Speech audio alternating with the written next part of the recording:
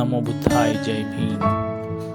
नागपुर के एक महान सपूत जिनका नाम वामनराव जी गोडबोले, जिन्हें हम धम्म सेनापति वामनराव जी गोडबोले के नाम से भी जानते हैं, जो कि बाबा साहब के इतने करीबी थे कि जिसकी बदौलत नागपुर आज दूसरा सारनाथ बना।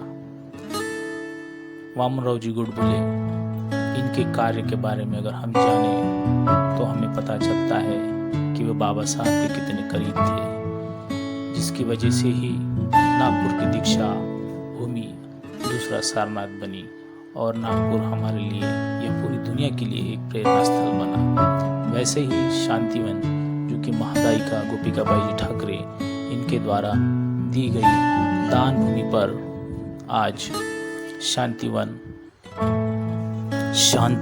एक ऐसा स्थल जहां मन को पूरी शांति मिलती है, जहां पर बाबा साहब के नियमित कार्यक्रमों का आयोजन किया जाता है, जैसे कि धम्म चक्र प्रवर्तन दिन हो, यानी कि 14 अक्टूबर, बाबा साहब का महाप्रयाण दिन हो, या बाबा साहब की जयंती या बुद्ध जयंती। इन सभी कार्यक्रमों का बड़े ही हर्षोल्लास से नियमित रूप से यहाँ पर आयोजन किया जाता है। इंडियन बुद्धिस्ट काउंसिल, भारतीय बौद्ध परिषद, जो कि धम्म सेनापति वामनराव जी द्वारा स्थापित संस्था का यह कार्य अब आगे के पदाधिकारी बड़े ही निष्ठा से संभाल रहे हैं और जो काम अब आगे बढ़ रहा है। हमें ज्ञात होना चाहिए कि शांतिवन एक ऐसी जगह है जिसे ओबीसी समाज की महिला ने इसे अपनी 11 एकड़ जमीन दान देकर, जिस पर यह बन रहा है। आप लोगों को यह जानकर हर्षोल्लित होना चाहिए कि एक ऐसी महिला जो ओबीसी समाज से है, उन्होंने दान देकर, अपनी जगह दान देकर बाबा साहब के कार्य को आगे बढ़ाया है। शांतिवन अब वह ऐसा बुद्धिस्ट सेमिनरी का प्रोजेक्ट जो कि बाबा साहब की संकल्पना में था, जो बाबा साहब के दिमाग में था, वैसा पहला बुद्धिस्ट सेमिनरी प्रोजेक्ट शांतिवन अब जल्द ही पूरा होकर वह आपके सामने वस्तु स्थिति में आने जा रहा है। शांतिवन, जहाँ पर एक बाबा साहब का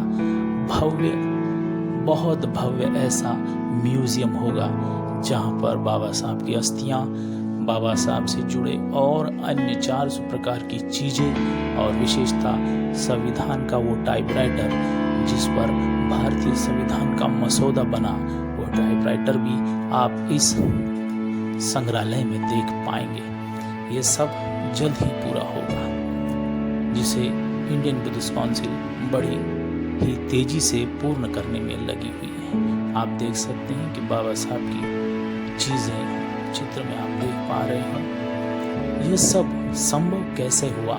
यह संभव हो सका है, वह है नागपुर का महान सपूत धम्म सेनापति वामनराव जी गोडबोले, इनकी बदौलत, जिन्होंने यह चीज़ें भी नागपुर के लिए लाई। नागपुर की दीक्षा भूमि, वो भी उनकी बदौलत, जो आज देश का दूसरा सारनाथ है, और शांतिवन चिचोली प्रकल्प, जो एक धम्म का बहुत बड़ा केंद्र बनने जा रहा है।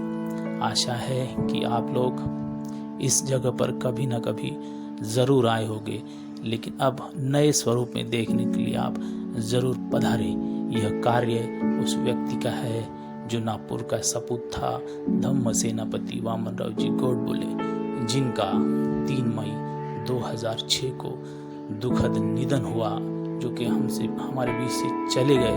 उनके इस कार्य को, इस स्वरूप में नमन है, उनके कार्यों को नमन है, उनकी प्रेरणा को नमन है, उनके वैचारिक स्वभाव को हमारा नमन है। ऐसे धम्म सेनापति वामनराव जी गोडबोले हमेशा हमेशा अमर रहे, अमर रहे, अमर रहे।